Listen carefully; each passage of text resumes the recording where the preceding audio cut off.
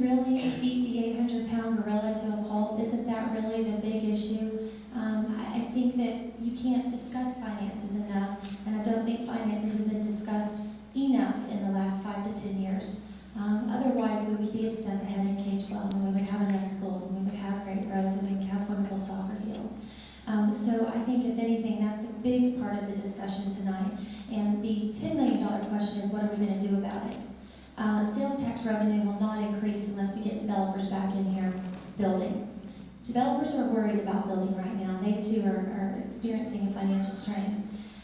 We've got to see our local officials and our next leader go outside of the confines of our city, travel around the country, go to the state, work with our state economic development department, work with our Williamson County Economic Development Council, and actively recruit business.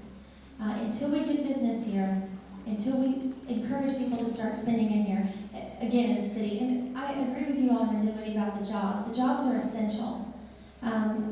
But in realistic terms, people are losing their jobs now. And so we can't just focus on bringing a trade school here. We can't say, well, we're going to have 3,000 to 4,000 new jobs if we build a trade school.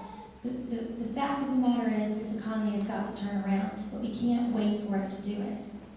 We've got to recruit a diverse set of industries. And in turn, and I agree with you, Alderman Dinwiddie, in turn that will mean a diverse set of employment opportunities. So I think we agree on many things, that we need jobs and we need to bring more money into our coffers, but let's not underscore the importance of that discussion, because that really is truly at the forefront and a precursor to all of these discussions. Derek and Mayoral will be the first to answer our next question. And due to time constraints, I said it's 5 after, and we actually started a little late. So what I would like to do is finish with 2 more questions, if everyone can be patient with me. And I'll go through the first question, and then we'll go through the procedures, and then follow with So I'm going to be answering two of your questions. Okay, we'll be answering one question, and then we'll have a very last question after everyone finishes this one. Okay. This is a question that was asked by numerous people that submitted questions, and the question is, General Motors is looking to sell approximately 500 acres of unused land associated with the Battle of Spring Hill. What would you like to see done with this property? Well, first of all, I think it could possibly be one of the areas considered for the town center. I think Ripleville is certainly a historic aspect of our town. The heart of our city can only be discovered in the people and the places and the business owners that live here. I do think that 500 acres represents a significant area of our town. Bottom line, I believe it's the city of Spring Hill that ultimately decides. I believe we need to try to open the doors up as wide as we can to get public involvement in the future decisions. If people don't show up now to show their support for the future, then they can't come back to the leadership later on and say, why did you do what you did? I'm really pushing really heavily that our future depends on your input. And hopefully as leaders of this city, we're listening. I think my job is, as a mayor, to make sure that I'm hearing what you want done for our city. And so that 500 acres is awesome.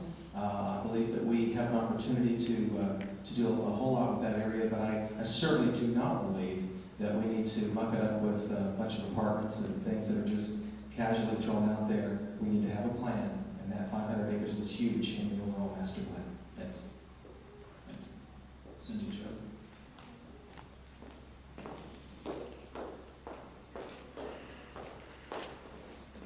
I've heard many of the candidates, and I think we all agree that maintaining our history is essential to our identity. We've got our historic battlefield, and of course Ripleville is just a really neat part of Spring Hill that sort of adds to the richness of our burgeoning community, but still sort of allows us to have that hometown historic feel. A lot of people are very surprised to learn that Ripleville is not within the city limits, but certainly that area owned by GM absolutely impacts us, and a portion of that property resides in Spring Hill. So to answer your question, Dustin, I believe the plan on the table when GM was talking with the company recently out of Canada, it's my understanding that deal has fallen through, and so the property is sort of in limbo at this point, potentially still on the market. The proposal was out there to buffer Ripavilla, and that would be a requirement of that purchase. And I believe the proposal was 100 acres surrounding Ripavilla. I'm comfortable with that. I think that development will occur, and I think there's a way we can harmoniously allow development to occur around it while preserving it. It's my understanding there was a plan on the table to make Ripavilla the center of a planned unit development.